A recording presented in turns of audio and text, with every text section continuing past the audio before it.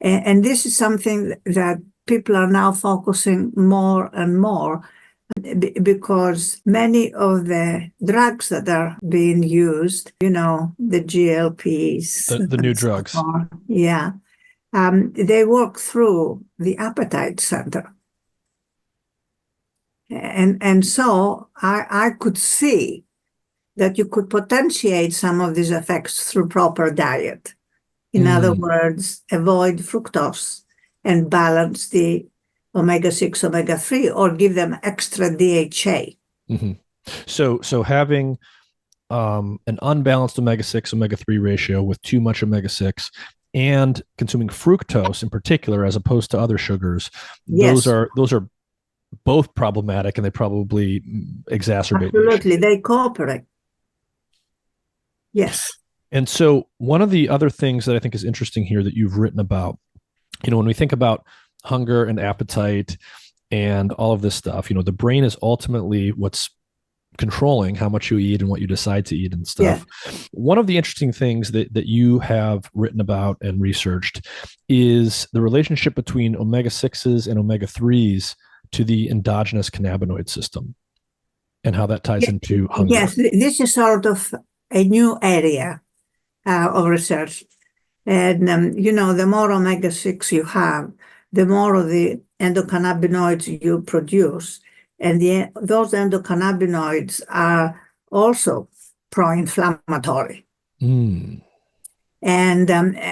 so the idea is to begin to control the production of endocannabinoids by having less omega-6. Otherwise, you end up with much higher amounts. And so the people who are obese, they have high omega-6, they have higher endocannabinoids, they have lower omega-3s, because the omega-6 and the omega-3 produce different types of endocannabinoids. Okay? And so on. The metabolism from the linoleic acid, which is the parent fatty acid, down to arachidonic acid, and then through the enzymes to prostaglandins and leukotrienes and cannabinoids. And then you have to think of the other side of the omega-3s, alpha-linolenic acid being the parent fatty acid that produces EPA and DHA. And then the most recent studies, which I think are very important, is that from EPA and DHA, you have further metabolites that go by the names of actually marasins, which are neurotropic factors.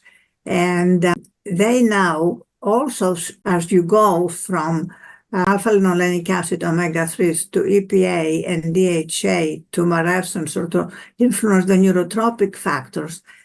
And you get that right down, on the one hand, in terms of the brain metabolism, in terms of the other, in terms of the inflammatory aspects, so that you can cut down on inflammation by giving them some of the already formed substances.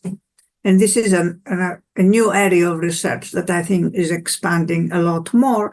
And I think once you understand and you isolate the metabolites, and Dr. Serhan at Harvard has done a lot of work in this area, you can actually then know how much you need to give of the metabolites from DHA in order to either cut down the inflammation or, for that matter, improve brain metabolism.